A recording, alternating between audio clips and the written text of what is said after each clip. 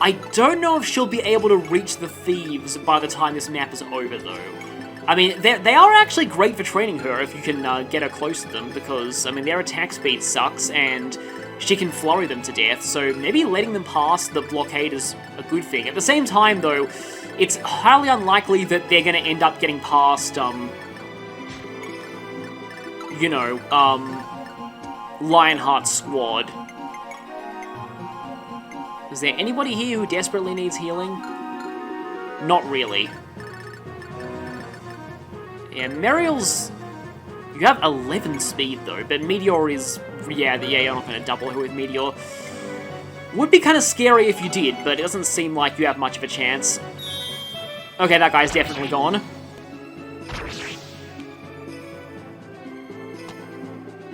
I do really like this song, though. It's a pretty nice one overall. Just has this very Plains feel to it. So I'm glad we're getting to hear it as a full map theme now.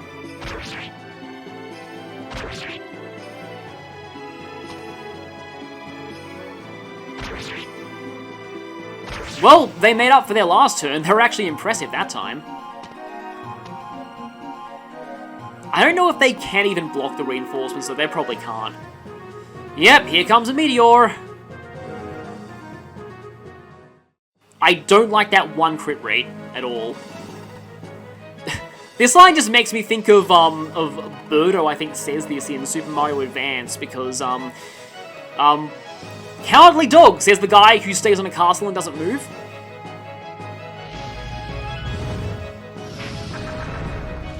Meteor looks pretty cool, at least. And I think that, like, that line means something along the lines of star falling to earth or something, which might actually be a Bible quote as well now that I think about it, but, yeah. Let's just check the enemy strength. Wow, that dropped quickly. That's kind of insane. Now he has Meteor equipped, though, so this is a perfect time to wail on him. Even then, though, you still... I mean, you double with fire, but your hit rate is atrocious. Like, here's the problem, though. Because Raffin doubles, Raffin is just going to completely obliterate him, so I don't even know if I can even... yeah, he's pretty much dead unless I miss. I really, really want Mariel to finish the boss, but it's kind of risky moving Runen in there. Like, I can wait for him to equip Physic again, or I could just attempt to use Fire and just leech a little bit of experience off of him that way. I mean, technically speaking, Mariel has a lot of opportunities to level up in the next map. Okay, yeah, I'm just gonna do this because I really want this guy gone. I had an unfortunate fail channel to him before, so I'm just gonna make sure that doesn't happen again. Reason, it's like a variant of honor before reason. Reason before experience. Really? Okay, I guess you just don't want me to, I guess you do want me to get the kill with Mariel again, with Mariel. Okay. It looks like Meteor can't counter, though. Even though it does have a range of 2, potentially. Now, he does have 23 attack with L-Fire, which he might use against her. So, healing her for 1 HP might actually be the difference between surviving and not. Because she has negative attack speed right now. She has -3. That has weight 10. He has 1 attack speed with L-Fire. He does not double her, and he has 23 attack and she has 8 magic. Just in case I'm gonna Physic her, he's probably gonna Meteor Raffin anyway. Because the AI usually goes for people who can't counter, as is always the case. Oh look, I gained skill on a healer, which means nothing in this game. Or if I put Runen in his range, he will almost certainly Meteor Runen. Just the off chance that he does decide to attack Mariel, I might just not move Runen forward this turn.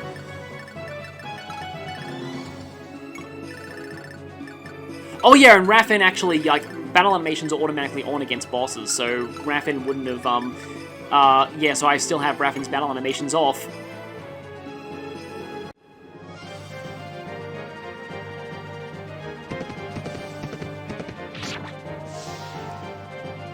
So it's mostly just cleaning up the last of the enemies at this point, but I do want to stall this out until turn 11 because something very interesting happens on that turn that I really want to show because it's actually important for lore reasons. I forget if it happens anyway if you seize the castle. It probably does, given how important it is. Because we'll be finding out who that girl is that Poem has prisoner, and she is somebody very significant. You may be able to guess based on how he was referring to her. For a second I was like worrying, oh no, will the thieves be able to like damage Leonie a little bit? And then I was like, actually, you know, they probably won't be much of a threat to her anyway. Because they suck. Mostly because scimitars. Scimitars are not a good weapon. They're basically the sword that you use when you have no better options or when you just want, like when you don't need anything better. Okay, he heals a bit, and he's... Okay, we don't know what he's doing yet because it's not the enemy turn. What's... Oh yeah, he's meteoring Raffen, because of course he is. Meteors are falling down, bye-bye dinos.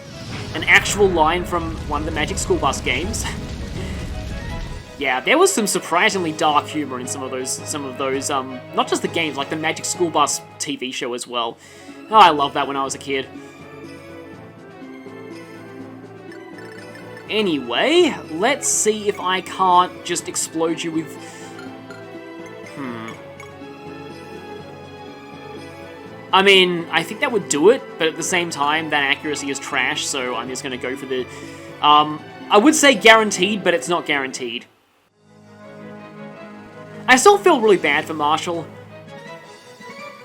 He's one of the more sympathetic enemy commanders in this game. And that's kind of a thing with Runen's Route in general. Runen's Route likes giving you sympathetic enemy commanders. Whereas Holmes' route is a lot more black and white. It's just interesting how they do that. Holmes is mostly facing bandits or just generic monsters. Okay, more magic is nice. In fact, that's the main stat that I really want on her, because later on she's going to get a weapon, like another personal weapon, that, let's just say it doesn't really matter, like, what her stats are like, apart from having a lot of magic. And now, finally, animation. All. There we go. Now, Raffen can do this.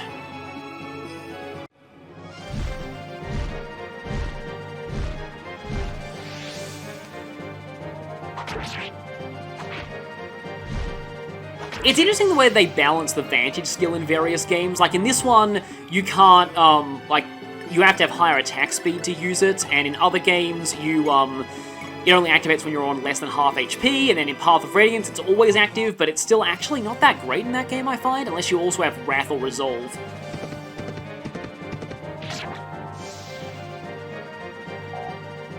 I don't know if it's just the fact that in Path of Radiance, like, you don't really even need to be striking first a lot of the time, because the enemies aren't that strong in POR. Like, even from what I've seen of Maniac mode, the enemies there aren't that strong. I'm gonna go for Overkill, because why not? Just because it's funny. 48 attack on 3 defense, and it would be really amazing if I got a crit too. But no crit. Seems to be the first one that always gives a money bag. Come on, everything, come on, everything! Yes! That's everything that he can possibly gain, because he has no move growth. Like, it's actually kind of annoying that it's hard to see a true everything up in this game, because, the few characters who have move growths, their growths in other areas aren't that high, so it's not like, even though they theoretically can gain everything at once, it's very, very unlikely unless you're stupidly lucky or are hacking the game. Like, for example, Bilford could... Actually, no, wait, Bilford probably has a 0% magic growth. Leonie, I think, theoretically is capable of an everything up, but, I mean, again, it's not likely.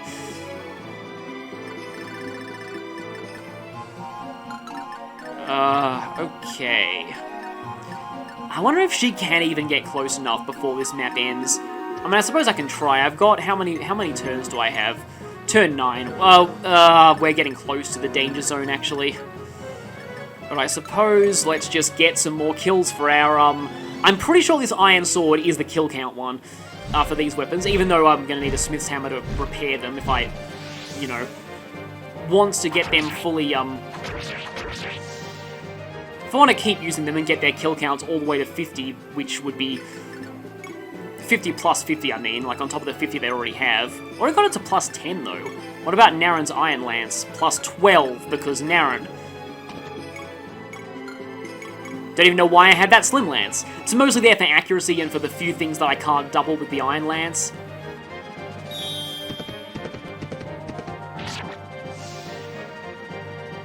And another money bag. So we are actually getting a decent amount of money here, and there are some shops in the next chapter. In fact, there's a secret shop in the next chapter, which I can use because I do have the member key, which is called Guild Key in Japanese.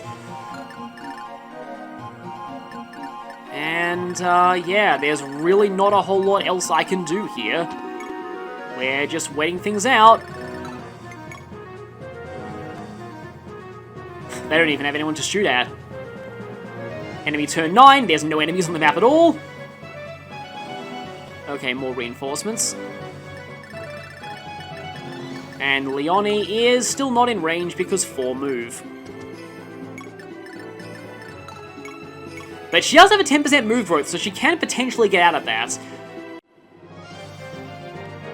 It's still kind of sad that, like, an Ace Archer is better than Luca, significantly, because with Flurry, she can actually one-round kill a lot of things at base, which is something that Luca can't even do. I mean, he does get Flurry eventually, but it's like level 15, and, like, why would you do that when, again, Mintz and Leonie, like, if you even want to use a Flurry Archer, Leonie has Flurry at base.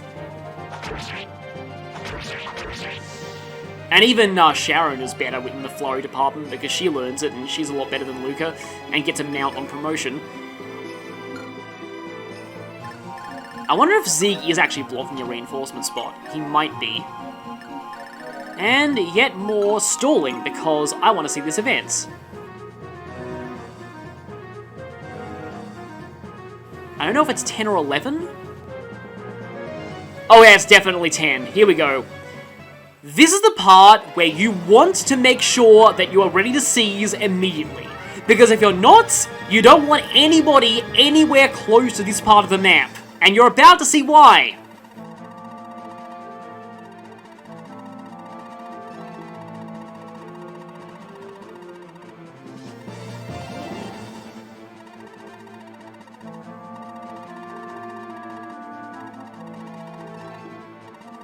A Ryle? Maybe we just missed them.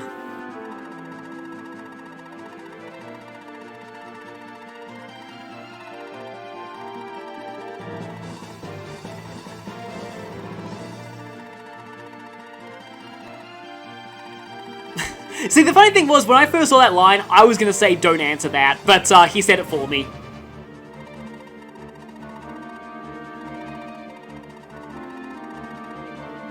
I think you know what this means. Yeah, we've got an enemy dragon on the field.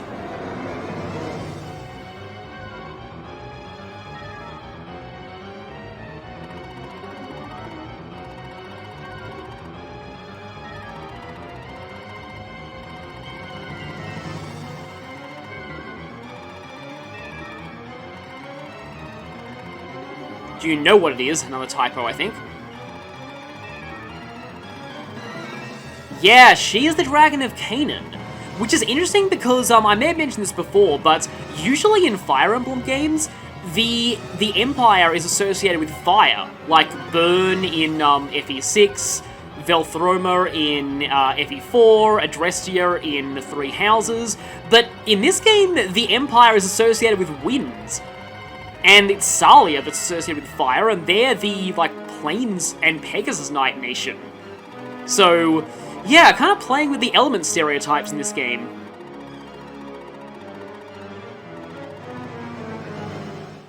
So, at this point, I wonder if the conditions have changed, yeah, or trigger event, but, yeah, the music's different too, but, Yep, we have Wind Incarnate, Rakis, or however you pronounce that. She's even stronger than Katri transformed is. Her regular breath doesn't do a lot of damage, but these do ignore defense. She's invincible, well, effectively invincible. She has 52 defense. And we also have Poem here. And, okay. As tempting as it is to attack her with like, Naren or Zeeg, they're not really going to be able to do anything. She can also fly, because she's a wind dragon.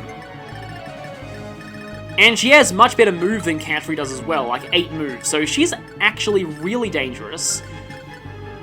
Oh, equal attack speed, I can't flurry with Leonie, that's a pain. I'm just trying to think if I can somehow... I don't think there's any way I can weaken you for Leonie to finish off, because that guy would have to be gone.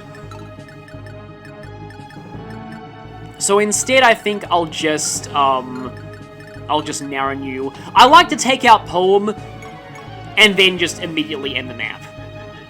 Oh, actually...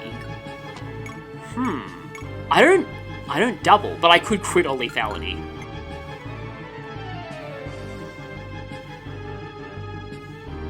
So we're about to see a bit of an interesting line here. I think the fan translation may have embellished this guy's dialogue here.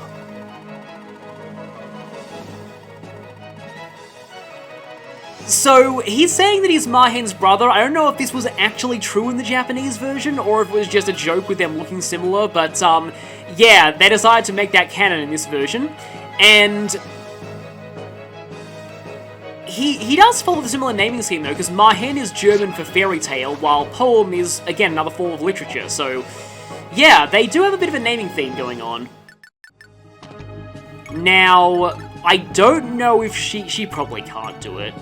No, she definitely can't do it, she only does 2 damage. Oh well, and I can't get Raquel, because if Raquel had a longbow, then maybe she could have weakened this guy, but... Yeah, let's just finish this guy off with Raffin and be done with it. He's not even worth much experience, either. You'll probably see that in a moment. Although Raffin has a lot of score, so... He wouldn't be getting a lot anyway. Not necessary at all to take this guy out, and he's saying, I won't forget this, implying that maybe he survived. Yeah, he's barely worth anything. I was about to say, like, that was, like, making up for Raffin's performance earlier, but he does have the Salia Codex right now. I mean, I could, if I wanted to, I could save state and show what she looks like in combat, but, I don't want to risk losing, like, over 50 minutes of footage, so let's just end the chapter now.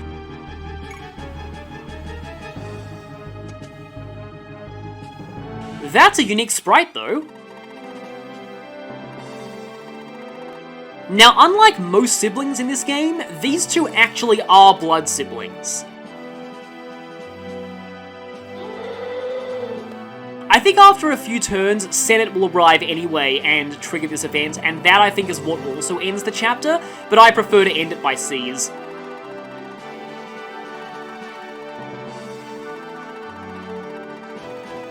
We've never actually seen Senate before, but Senate is the other guy who is playing an off-screen Fire Emblem game. Yes, this game basically has 4 lords rather than 2. We're just only following the stories of 2 of them. This group is, going through a Ryle right now. And Verna, we've heard that name before. That's the elder sister of the Pegasus siblings.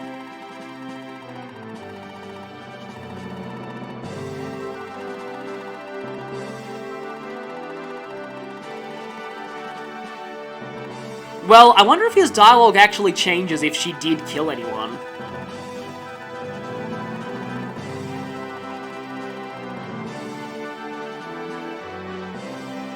And as you might notice, we've got a shaman for every lord so far.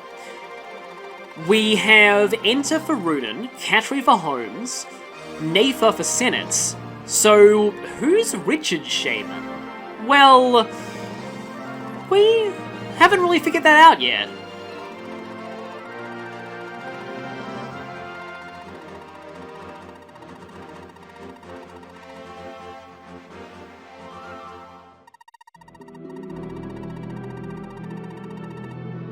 Finally having a meeting between these two.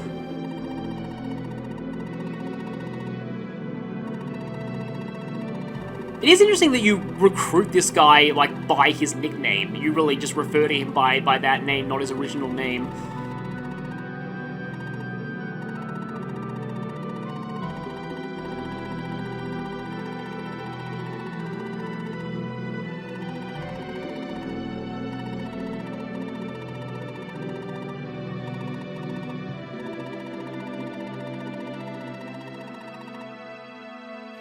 Ah, so I think we're about to get into the Lionheart age mistake from the Japanese version.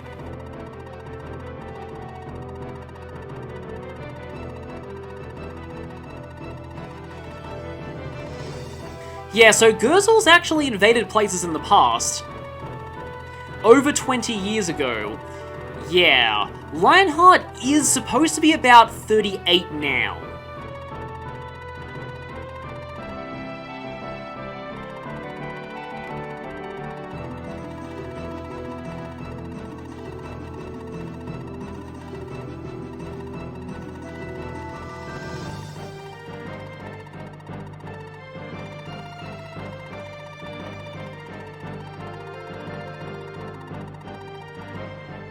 And I believe Lionheart's brother is the father of the Pegasus siblings. That's why he's their uncle. Yeah, there we go, 15 years old. So yes, Lionheart was only 15 years old. It's implied that he had his 16th birthday at some point during the Crusade. There was another line of dialogue, though, where somebody mentions Lionheart being not yet 20 at a certain point, and that would imply that Lionheart is actually a lot younger, and yeah, it was confusing. So, the fan translation did go ahead and correct that, because that was a definite mistake in the Japanese script. But from there, that was what prompted them to start making other changes to the script, and that's what led to the more controversial changes in this translation. So, yes, some of our people in the armies are descendants or followers of these people.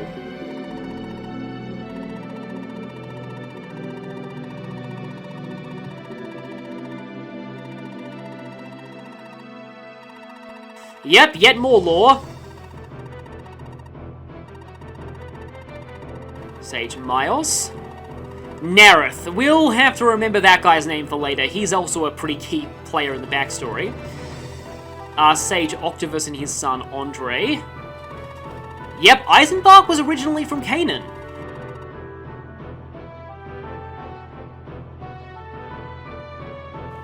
Sylphus is his actual daughter, and then Alfred's his son-in-law. So Eisenbach is actually the Wind Sage, not the Water Sage, despite Mars being associated with water, as he's saying there. And Runen's getting a little bit of Metal Gear syndrome here.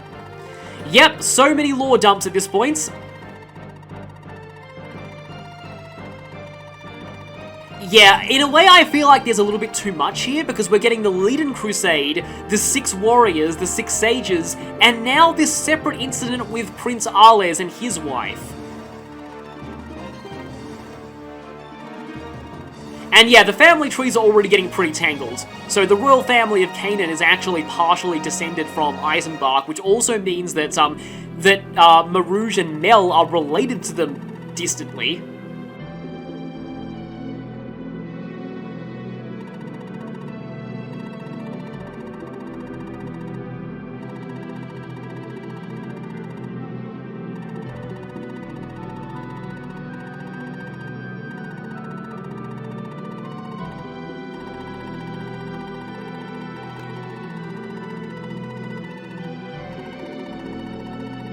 And Reeves were already really bad.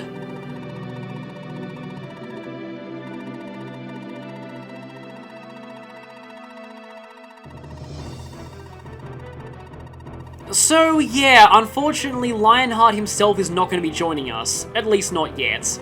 He's still got his hands full with his own territory.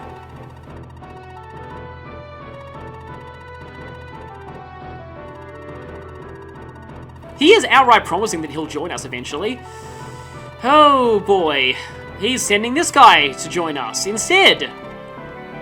I drew attention to the fact that he had less mastery than the generics around him. That's not a good sign.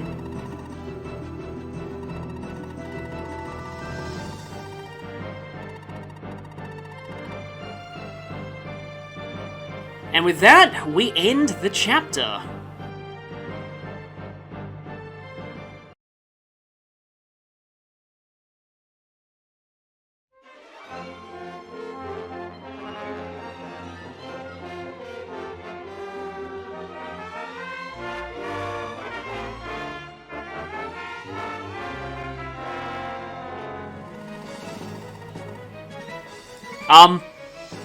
Oh, that's who that's a meme for. This is as far as you go. It's Birdo in because for some reason they felt the need to give the first Super Mario Advance game very weird,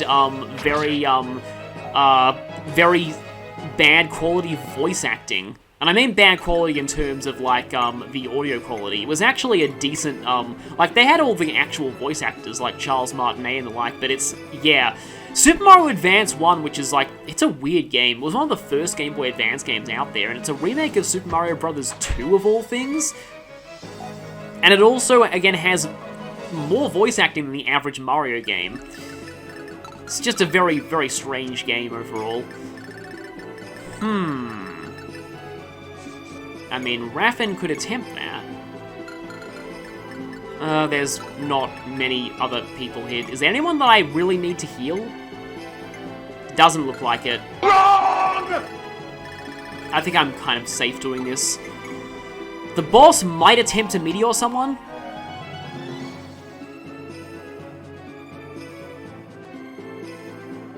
Oh, he... What? You do realize that you die, and you can't even one-shot ruin with... Oh, God, really? Oh, what? I'm an idiot! Wow, almost an hour of recording down the drain, because I got careless. I guess I can show off, something here, though. This is just such a weird... Like, the way the TearRing Saga handles game overs is so weird. They treat it as if the Lord didn't actually die, and that, like, that you can just go back and retry. But, yeah, I'm gonna have to restart the entire map, because oh my god.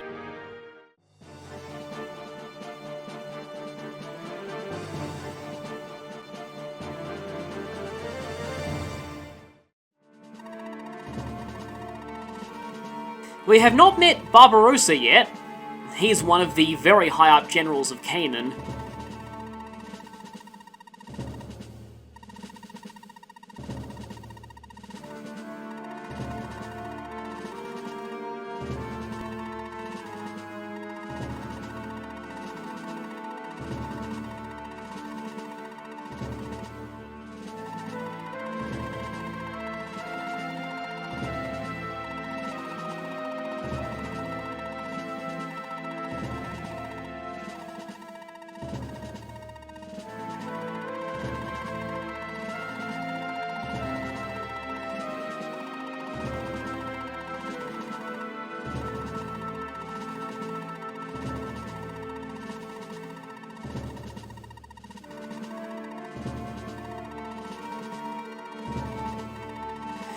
Already, yeah, the higher-ups of Canaan really do not like the direction the Empire is going.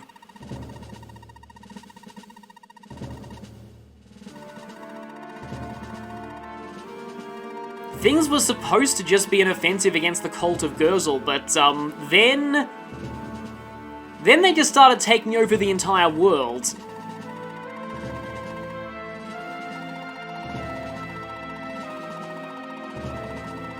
It is kind of interesting here, because in a lot of these kinds of stories, they always make it feel like your army is at a disadvantage. But here, you're seeing that the situation is looking very dire for Canaan right now, at least on this front.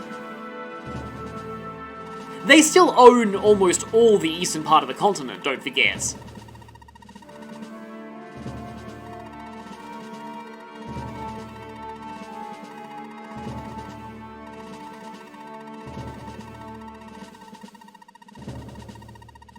Well, the good news is both of them are dead.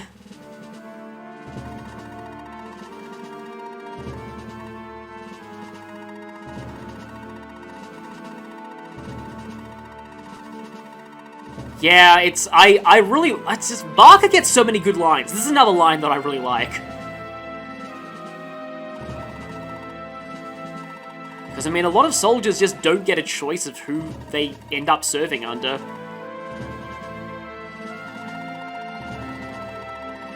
But yeah, he's obviously got to be careful not to criticize his own regime where more loyal people might be listening. Huh, so there's a Julius in this game.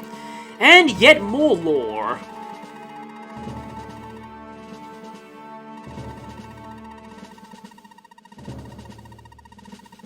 He is the brother of Barker.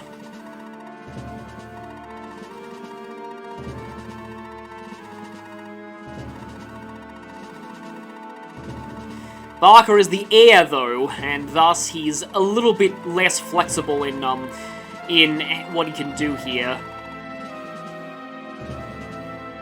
At least they give a bit of an explanation as to why Barker is being all Camus here.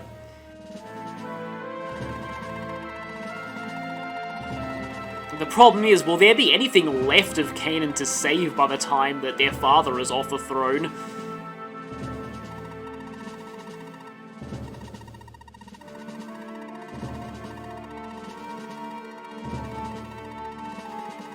At the same time, though, I do wonder, like, I feel like probably most of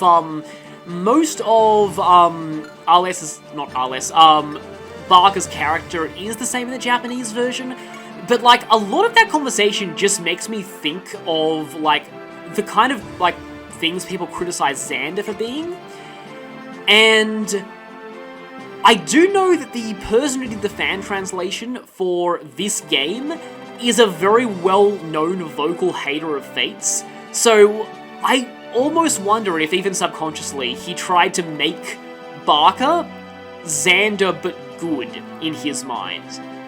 But I don't really have much confirmation on that. I only have direct confirmation of a few plot points that were changed. That isn't exactly one of them. But yes, this guy's being called Your Highness. But as you can see, there is yet more off-screen Fire Emblem action going on here.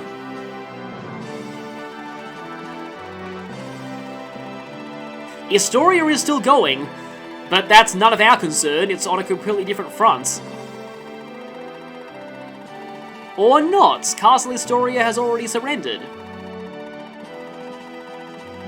Oh, well, Richard has co-opted the Champion of Utona army name, I guess. Yeah, it almost feels like there was supposed to be another game that was, instead of Holmes and Runen, you'll be switching between Senate and Tears parties. Or at least, you know, Tear and Richard. It's a bit ambiguous who the real leader is there, but, yeah, unless, like, he wanted to make this a full 4-route game, but at the same time, the Holmes and Runen routes already add up to 40 chapters, so the game would have been ridiculously enormous if there had been 4 lords instead of just 2. So maybe Kaga was planning to have a second game that takes place at the same time, but starring this guy and Richard and Tia.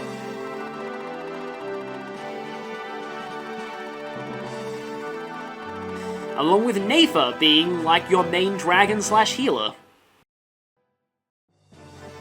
So let's keep moving. Like I said, we are making a stop over at Sine before we head to Fort Bolts. And if you have Marouge in Runen's party, then you will get an event when you visit Sine again after Chapter 17. I'll show that now.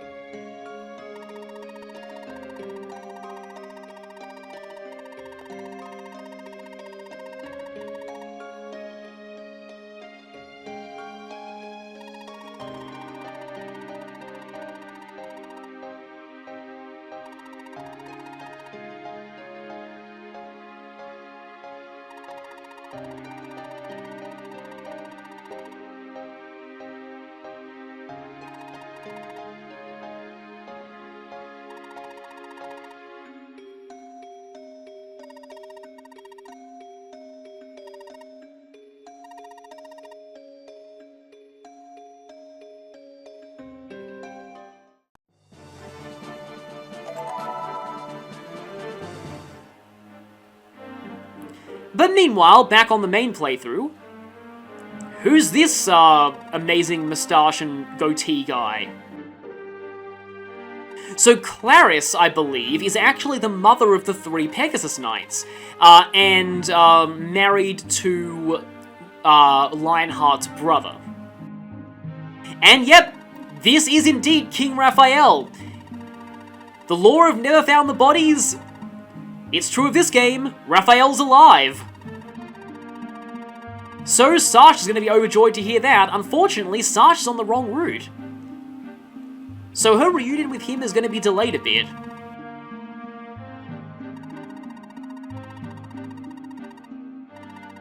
Wow, so the enemy general took pity on him? What is this, that one chapter of Advance Wars Days of Ruin?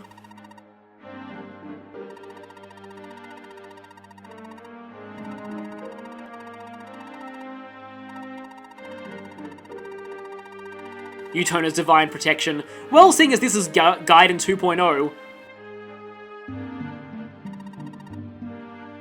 And also, yeah, sister-in-law. So, yeah, things are getting really complicated in terms of the family trees. Because I think, maybe she's related to Lisa somehow. I think it's really confusing. I need to look up exactly what the relations are. I have the relationship chart here. So, how are they related? Okay, Careless and Lisa are indeed siblings. They're both descended from Octavius, the Sage of Fire.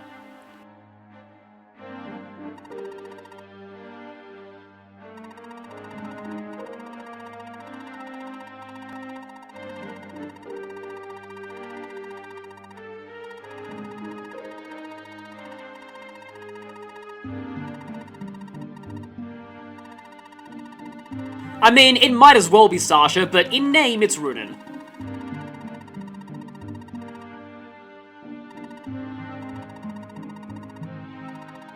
And yeah, Raphael knew Runen's father, obviously.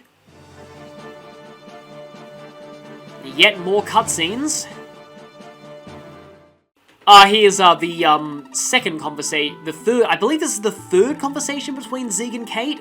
They all raised the support by 5%, although the support's more on her side than his. Oh, I can never take that wording seriously ever again. Every time somebody says that in my head, I always add all alone. I mean, I still think it's a better translation than if tilde one's thoughts.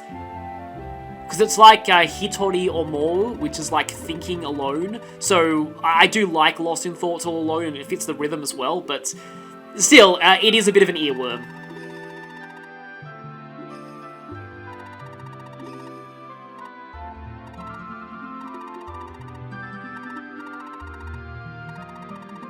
Oh wow, what is this, Australia? I say that, and I have never in my life actually seen a venomous spider. And also, I have never, ever heard the word drongo said, except by people trying way too hard to be Australian in fiction.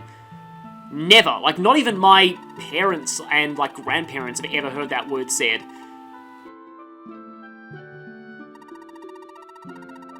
Oh, is this, like, gonna be a poison-sucking thing? Because I'm pretty sure that doesn't work in real life. But I mean, hey, they do have salves and healing.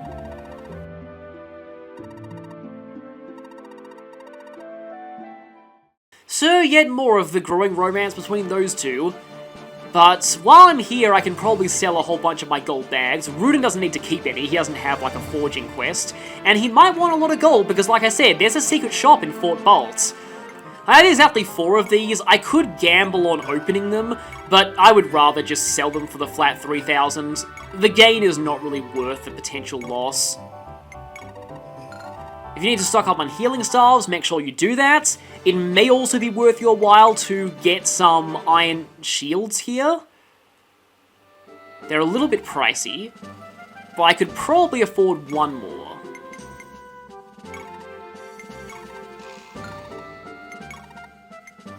Wow, you can't even sell that Wyvern Flute, so it's just like an Eugen's in charge of the convoy, apparently. So it's just like a 10,000 gold sink. That's a shame. In terms of items, you definitely want hammers and armor slayers here. In fact, Raffin is gonna go ahead and maybe deposit that and grab an armor slayer. Levin swords are also kind of nice on people who can use them. We have a pylum on Nara. In fact, I might actually take a second... No, there's not a lot of pylums. I'm not really sure. I guess you can use like a steel blade or something. I've also given my shields to some strong people, Raffin, Zieg, and Naren, because you need your most powerful members to be pretty much on the front lines here. Tom is also pretty useful in this chapter, and also like with Aerospate. Raquel could be decent, I've got an iron shield on her. Zieg has the member key, and Zieg is fantastic in this chapter, by the way. His ability to move through forests, besides also being insanely strong, all of that really helps out. And also, I almost forgot, but here's Shiro, I guess. Hi, Leonardo-sama! Anyway, the Reddit tier list for this game sums up Shiro in one sentence. Growth mounted bow unit joining in Fort Bolt, can't even use an iron bow at base. Yes, he is restricted to wooden bows from the outset, which have terrible might, and his mastery growth is a bit shaky, so he won't even get to iron bows for a little while. And as mentioned, Fort Bolt is not a good map to be joining in. Not only is it pretty difficult, it's also a heavily forested map, which is bad for mounted units. Even though he is an archer and there are a lot of weak flying enemies there, he will still have a pretty bad time being trained. And just like Kate, the results are somebody who's pretty mediocre. He gets swords on promotion, but he also loses them while dismounted, which makes him even worse than bow knights because at least they don't have that problem. and his promotion gains, like Bow Knight, are pretty bad as well. Overall, Shiro is just another one of those pretty average at best characters who's also hard to train, and overall that's not really worth it. I also weirdly have the Saga Codex on Naren because I want to give it to somebody who's going to be leveling up a lot, and I know he's already strong as it is, but I mean, there's not really many other people that I can see myself using it on, except maybe Raffen, possibly? But like, Raffen's also already strong enough as it is. And I also have the Secret Potion, because Naren, his skill can be a little low sometimes. So with all that, let's check out what we're up against. Here's the Bolt Army, and we have some very strong enemy soldiers here. Including this thing, 2 to 4 range, which is very annoying. It makes it hard to counterattack him, and a Chukonu, as always. This is what you want to use your hammers for. Some catapulters with Stone Hoist. This damage and accuracy may not look like anything special, but it adds up in a hurry. And also a Ballistician. So there are a lot of long-range attackers, including a lot of archers, a Bow Knight with a Brave Crossbow, a Physic Bishop, because of course there'd be a Physic Bishop, a very strong Bronze Paladin with a Sword Breaker, so be careful of your sword users, another one with an Arbalest, Armor Slayer Armor Knight, a High Mage with Blizzard, and the big guy, Barbarossa himself. Look at those stats and skills. Barbarossa is definitely the toughest opponent we've faced so far. 13 attack speed, an anti-monster sword with very low weight, 60 might and 100 hits, and also a good crit rate, a magic shield so you can't just destroy with magic, Soul, Pavese, Nile, Charisma, and Forester, which this is a forest map by the way. So, yeah, this next chapter is often considered to be the hardest. Well, it's one of the hardest in the game. I personally consider it the hardest chapter in the game. And we're going to be heading out there. Let's go.